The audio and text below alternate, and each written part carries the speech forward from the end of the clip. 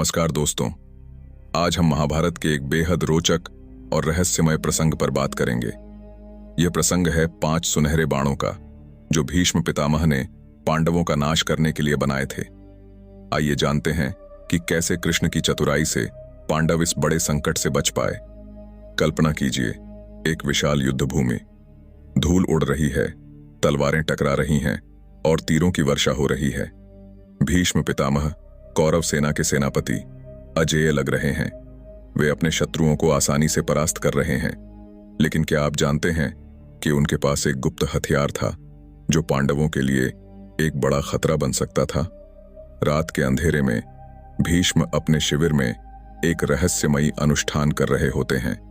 वे 5 तीरों को आशीर्वाद दे रहे हैं। ये साधारण तीर नहीं है, बल्कि ये सुनहरे तीर हैं जिनमें मृत्यु का संहार छिपा है। भीष्म का मानना है कि इन तीरों से वे पांडवों को मार सकते हैं और कौरवों की जीत सुनिश्चित कर सकते हैं। अगले दिन भीष्म दुर्योधन को बुलाते हैं और उसे ये 5 सुनहरे तीर सौंपते हैं। वे दुर्योधन को बताते हैं कि इन तीरों को बहुत सावधानी से रखना है और केवल अंतिम समय में ही इनका उपयोग करना है। दुर्योधन, जो महत्वाकांक्षा से भरा है, बहुत खुश होता है और भीष्म का आभार व्यक्त करता है।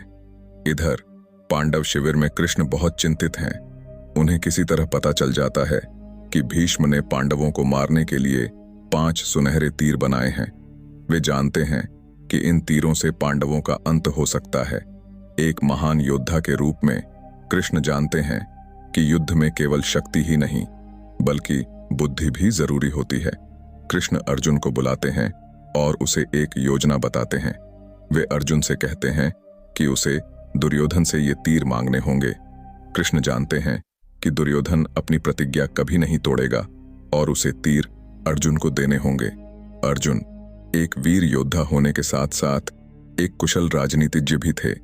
वे दुर्योधन के पास जाते हैं और उसे उसकी पुरानी प्रतिज्ञा याद दिलाते हैं।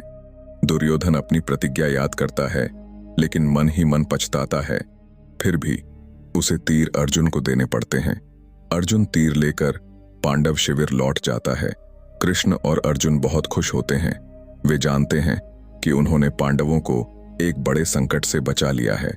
यह कहानी हमें बताती है कि बुद्धि और चतुराई से किसी भी संकट से निपटा जा सकता है। कृष्ण की सूझबूझ के कारण ही पांडव इस युद्ध में विजयी हुए। इसके बाद युद्ध जारी रहता है, लेकिन अब पांडवों के पास भीष्म के सुनहरे तीर हैं। वे जानते हैं कि जरूरत पड़ने पर वे इन तीरों का उपयोग भीष्म के खिलाफ कर सकते हैं। युद्ध के अंतिम क्षणों में भीष्म घायल हो जाते हैं। वे जानते हैं कि अब उनका अंत निकट है।